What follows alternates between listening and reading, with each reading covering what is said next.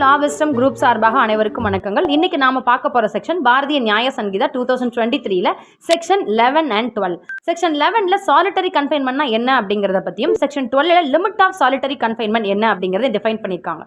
So பிஎன்எஸ்ல section 11 and 12 தான் Indian penal கோட்ல section 73 and 74 நமக்கு கொடுத்திருந்தாங்க. Okay, section 11 solitary confinement Tamil meaning என்ன அப்படின்னா தனிமை சிறை அப்படின்னு சொல்றாங்க. ஓகே, ஒரு நபருக்கு அதாவது நீதிமன்றமானது ஒரு அஃபண்டருக்கு தண்டனைன்னு ஒன்று கொடுக்கும்போது மட்டும்தான் இந்த சாலிட்டரி கன்ஃபைன்மெண்ட் கொடுக்க முடியும் அப்படின்னு சொல்றாங்க. So solitary confinement can be only in case of conviction. அதிலும் குறிப்பாக ரிகரஸ் இம்பரிசன்மெண்ட் கடுங்காவல் செய்தனை கொடுக்க முடிந்த வழக்குகளில் மட்டும்தான் சாலிட்டரி கன்ஃபைன்மெண்ட் கொடுக்க முடியும் அப்படிங்கிறதே சொல்லியிருக்காங்க. விதிக்கப்படக்கூடிய சிறை தண்டனை அப்படிங்கிறதுல ஒரு போர்ஷன் மட்டும்தான் சாலிட்டரி கன்ஃபைன்மெண்ட்டாக இருக்க முடியும், தண்டனை முழுவதும் சாலிட்டரி கன்ஃபைன்மெண்ட்டாக இருக்க முடியாது அப்படிங்கிறதே சொல்றாங்க. அது மட்டும் இல்லாம சாலிட்டரி கன்ஃபைன்மெண்ட் அப்படிங்கிறது not exceeding 3 months in the whole அப்படிங்கிறத சொல்லியிருக்காங்க. என்ன அப்படின்னா முழுவதுமாக 3 மாதங்களுக்கு மேற்பட்டு இருக்கக்கூடாது அப்படிங்கிறதே சொல்லியிருக்காங்க. ஸோ 11th கிளாஸ்ல ஏபிசியில் என்ன சொல்லியிருக்காங்க அப்படின்னா, இப்போ விதிக்கப்படக்கூடிய சிறை தண்டனை அப்படிங்கிறது 6 மாதங்களுக்கு மேற்படாமல் இருக்கும்போது, அதாவது 6 மாசத்திற்குள்ள ஒரு சிறை தண்டனை கொடுக்கப்படும் போது சாலிட்டரி கன்ஃபைன்மெண்ட் அப்படிங்கிறது 1 monthக்கு மேற்படக்கூடாது அப்படின்னு சொல்லியிருக்காங்க.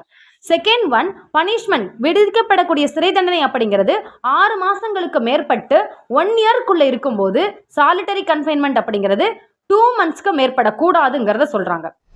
தேர்ட் ஒன், விதிக்கப்படக்கூடிய சிறை தண்டனை அப்படிங்கிறது 1 yearக்கு மேற்பட்டு இருக்கும்போது சாலிட்டரி கன்ஃபைன்மெண்ட் அப்படிங்கிறது 3 மாதங்களுக்கு மேற்படக்கூடாது அப்படின்னு சொல்லியிருக்காங்க.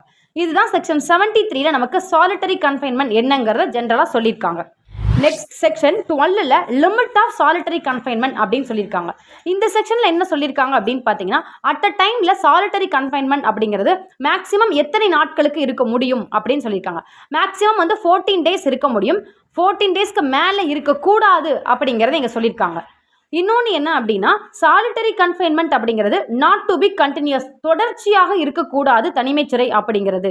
ஏன்னா சைக்கலாஜிக்கலி அந்த பர்சன் ஹியூமன் பீயிங்கோட கான்டாக்ட் எதுவுமே இல்லாமல் இருக்கும்போது அவங்க சைக்கலாஜிக்கலி அஃபெக்ட் ஆயிடக்கூடாது அப்படிங்கிறதுக்காக சாலிட்டரி கன்ஃபைன்மெண்ட் தொடர்ச்சியாக இருக்கக்கூடாது அப்படின்னு சொல்றாங்க.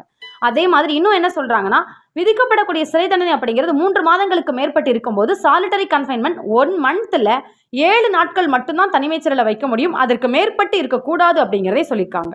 தேங்க்யூ.